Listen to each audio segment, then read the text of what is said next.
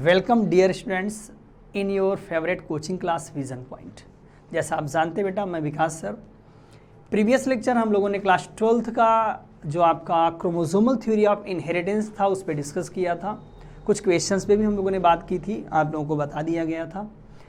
आज का जो हम सेशन लेके आए हैं आप लोगों के लिए, आज का जो बायो का सेशन होगा क्लास 12th का, आप जो चैप्टर आप पढ़ रहे थे principle of inheritance and variation, इसका 7th लेक्चर होने वाला है।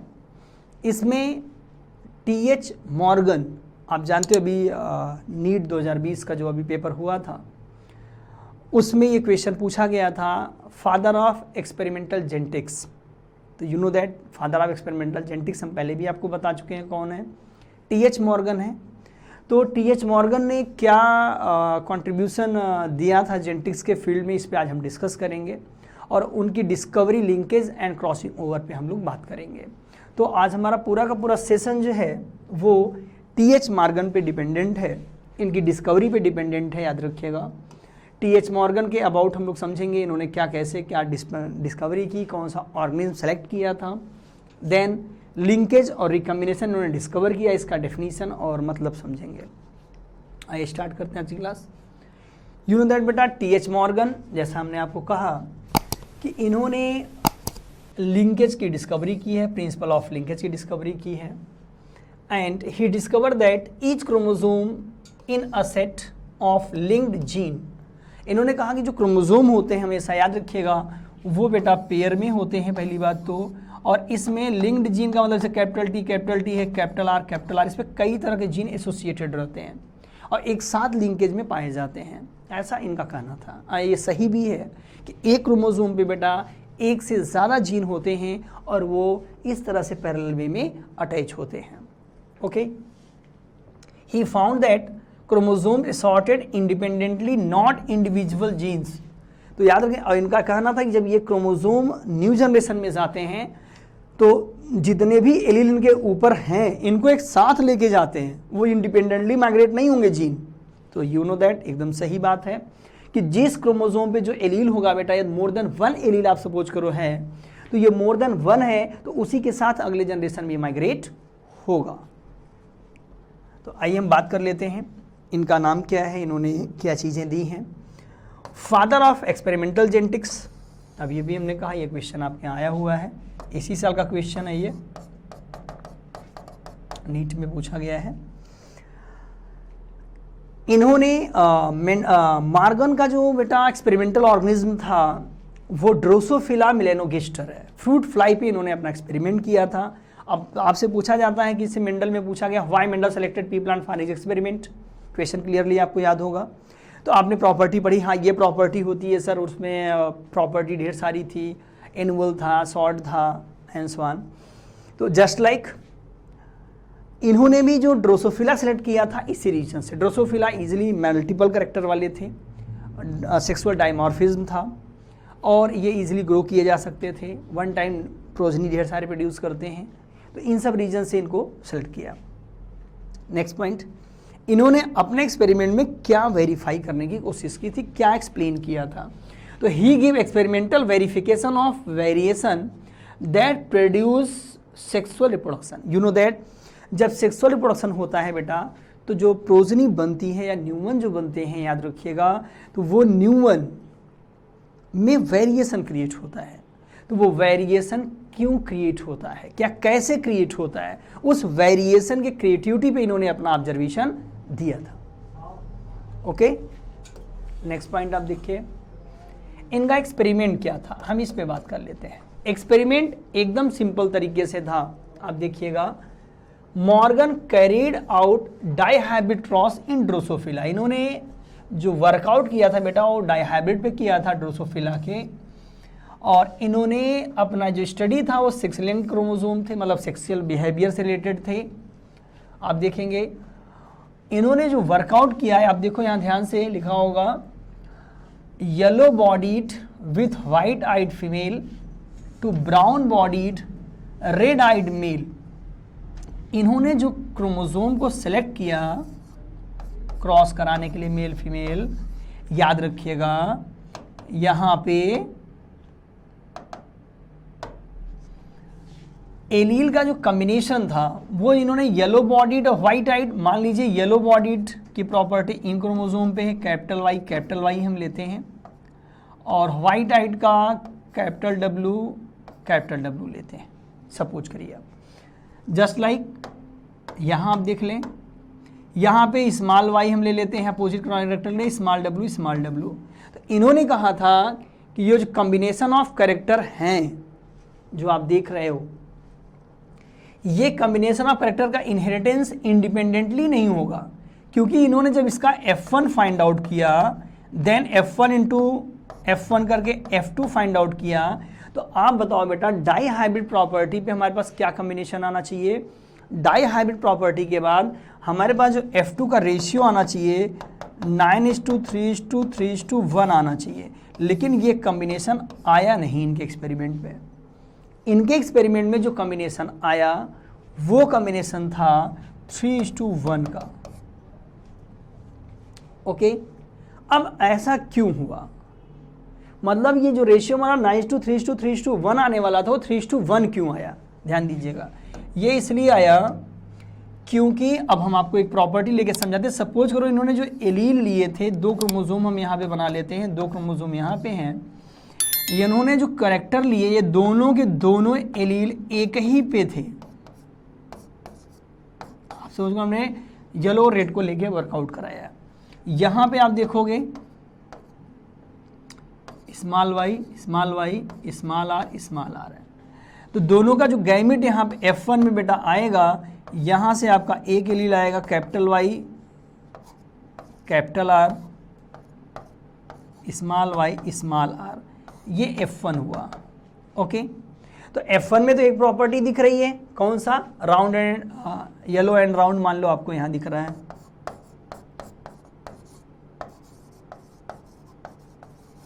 लेकिन जब F2 आप देखिए, 2 प्रॉपर्टी याद रखना, डाई हाइब्रिड प्रॉपर्टी, बट आपको कैसा दिख रहा है यहाँ पे? Single property, round and yellow and round दिख रहा है। बट अब जब सेल्फिंग कराओगे इनकी, ध्यान देना, capital Y small Y capital R small R, जब आप प्रॉपर्टी से क्रॉस कराओगे तो क्या दिखेगा?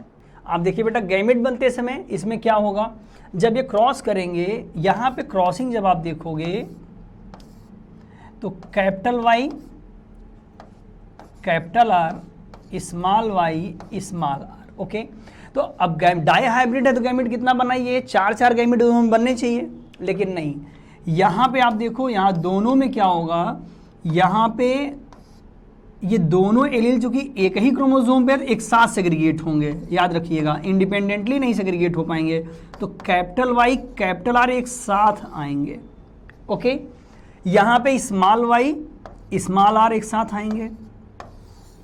जस्ट लाइक यहाँ भी होगा बेटा, यहाँ भी कैपिटल वाई कैपिटल आर एक साथ आएंगे, एंड स्मॉल वाई और स्मॉल आर एक साथ आएंगे। तो आप देखो यहाँ पे सिंपल हमें वही रेशियो मिलेगा जो मोनो हाइब्रिड क्रॉस में दिखा था, जबकि ये क्या है? डाई हाइब्रिड क्रॉस है। तो यहाँ आपका क्या हो जाएगा? Capital Y capital R small Y, sorry, capital Y capital R capital R capital Y capital R small Y small R, capital Y capital R small Y small R, small Y small R small Y small R. तो यहाँ पे simple ratio आपको क्या दिख रहा है? 3:1 का रेशियो। It means that dihybrid case में भी यदि एलील एक ही क्रोमोसोम पे हैं, लोकाई पे हैं, उनका सेग्रीगेशन इंडिपेंडेंटली नहीं होगा। यहीं से डिस्कवरी होती है बेटा लिंकेज और रिकॉम्बिनेशन की। तो बताया गया कि जो एलील एक साथ रहते हैं उनका पेरेंटल इनहेरिटेंस जस्ट लाइक जैसे वो हैं वैसे ही होगा। तो आप ध्यान दीजिएगा, लिंकेज यहाँ से बताया गया। लिंकेज है क्या? Physical association of gene is called linkage. Physical association का मतलब समझना। अब यहाँ देखो, यहाँ पे क्रोमोसोम आपको दिखाए जा रहे हैं ए बी सी। अब यहाँ पे ए है, बी है, सी है, आप देखो ध्यान से। दूसरा एलील इसका स्मॉल ए स्मॉल बी स्मॉल सी है, ये 3 है। जब ये क्रॉसिंग ओवर करेगा बेटा, तो क्रॉसिंग ओवर में कुछ एलील तो बदलेंगे, बट मैक्सिमम जो आपके एलील होंगे वो उसी फॉर्मेट में माइग्रेट करेंगे। आप ध्यान से देखिएगा, ये कॉम्बिनेशन आप ए ए बी बी सी सी है, बट स्मॉल सी बस आया है, बाकी एलील आपके क्या है देखिए एज इट इज माइग्रेट कर रहे हैं। पेरेंटल कॉम्बिनेशन क्या था, capital A capital B just like देखिए। तो जो पेरेंटल एसोसिएशन है वो सेम एज इट इज न्यूमन में माइग्रेट करता है, उसे हम क्या कहते हैं, लिंकेज कहते हैं, पेरेंटल कॉम्बिनेशन कहते हैं। तो जो फिजिकल एसोसिएशन हमारे जीन के बीच में होता है बेटा, इसे हम लोग क्या कहेंगे, लिंकेज। You know that. अब लिंकेज की बात हम कर लें तो लिंकेज में लिंकेज ग्रुप कितना होगा, तो you know that diploid set of number of chromosome decided linkage group, उसे हम लिंकेज ग्रुप कहेंगे। ह्यूमन में 23 लिंकेज ग्रुप होगा, ड्रोसोफिला में 4, मेज में 10, मेज में 10 लिंकेज ग्रुप। तो ये कॉम्बिनेशन इनका बनता है, याद रखिएगा।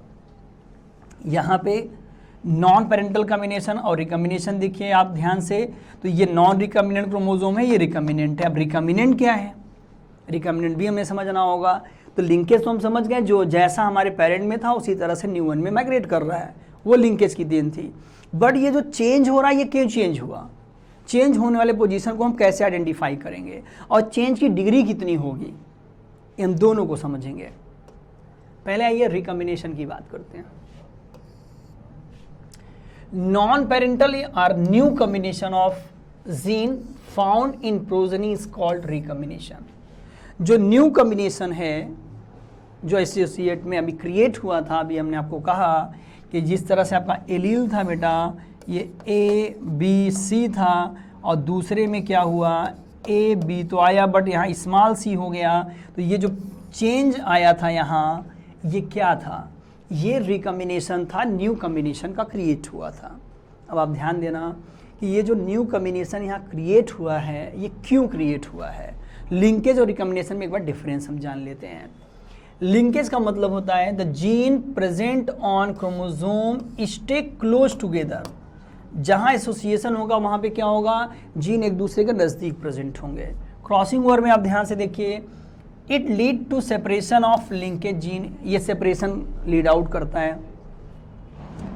It involve the same chromosome of homologous chromosome, ये नॉन सिस्टर क्रोमैटिड्स पे होने वाला प्रोसेस है, याद रखना। होमोलोगस क्रोमोसोम के नॉन सिस्टर क्रोमैटिड्स पे होने वाला प्रोसेस है। Next, reduces new gene combination, ये न्यू जीन कॉम्बिनेशन नहीं बना सकता, ये बना सकता है, वेरिएबिलिटी क्रिएट कर सकता है, न्यू कॉम्बिनेशन को ला सकता है। तो ये आपके रिकॉम्बिनेशन की कहानी है। तो रिकॉम्बिनेशन में क्या होता है, न्यू प्रॉपर्टी का क्रिएशन होता है ड्यू टू क्रॉसिंग ओवर। और क्रॉसिंग ओवर आप जानते हो, crossing over non sister chromatids के जो डीएनए के फ्रेगमेंट वो आपस में म्यूचुअल एक्सचेंज में चले जाते हैं। तो म्यूचुअल एक्सचेंज होना ही क्रॉसिंग ओवर कहा जाता है। बात आती है बेटा यहाँ की रिकॉम्बिनेशन की फ्रीक्वेंसी कैसे एक्सप्लेन करेंगे हम। तो आप ध्यान दीजिएगा, Alfred Sturtevant first time use gene mapping for explaining frequency of recombination. इस अल्फ्रेड स्टूटवेंट जो है ये टी.एच. मॉर्गन के ही स्टूडेंट हैं, टी.एच. मॉर्गन के ही स्टूडेंट हैं। इन्होंने जीन के लोकेशन के हिसाब से बताया था कि रिकॉम्बिनेशन की डिग्री क्या होगी।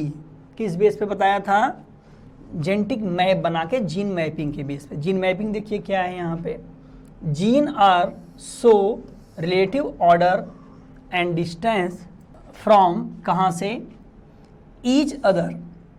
आप देखोगे यहाँ पे ए जीन है, बी जीन है, सी जीन है, इनका जो रिलेटिव ऑर्डर है एक दूसरे से, वो कहाँ पे कितने स्पेस में प्रेजेंट है। इनके डिस्टेंस को हम क्या कहेंगे, इनके डिस्टेंस को जब बेटा आप देखोगे तो इसके डिस्टेंस के हिसाब से हम रिकॉम्बिनेशन की फ्रीक्वेंसी बता पाएंगे। ऐसे एलील ए एंड सी, आप ध्यान से देखो, जैसे ए एंड सी है, ए एंड ई है, तो ए बी ए सी ये सब क्या है, नज़दीक में प्रेजेंट है। यदि हम पूछें ए और डी का डिस्टेंस, तो ए और डी का डिस्टेंस तो दूर हो जाएगा। तो ऐसे जीन जो नियरेस्ट होंगे, नज़दीक होंगे, याद रखिएगा, इनमें लिंकेज स्ट्रांग होगा। नियरेस्ट में लिंकेज स्ट्रांग होता है और जो दूर होते हैं उनमें रिकॉम्बिनेशन ज़्यादा होता है। बात क्लियर हो गई आप लोगों को। तो the chance of chromosome breaking between A and C is higher than chance of chromosome breaking between A and B. A and B क्यों? क्योंकि ये नजदीक हैं, यहां चांस ऑफ ब्रेकिंग कम है लेकिन यहां चांस ऑफ ब्रेकिंग ज्यादा है। तो you know that distant gene जो होगा वो लूज लिंकेज शो करेगा, स्ट्रॉन्ग रिकॉम्बिनेशन शो करेगा, याद रखिएगा। एंड देन इसी तरह से फ्रीक्वेंसी आप एक्सप्लेन कर सकते हो। क्लोजर जीन में क्या होगा? लिंकेज स्ट्रॉन्गर होगा। फार जीन में क्या होगा? लिंकेज कमजोर होगा, रिकॉम्बिनेशन स्ट्रॉन्गर होगा। ओके, तो ये सब फ्रीक्वेंसीज आप जरूर देखिएगा, इनके क्वेश्चंस देख लीजिएगा, और किसी भी तरह के डाउट के लिए आप संपर्क करें, कमेंट करें, और आप किसी भी इंक्वायरी के लिए वेबसाइट पे भी बेटा संपर्क कर सकते हैं। Thank you.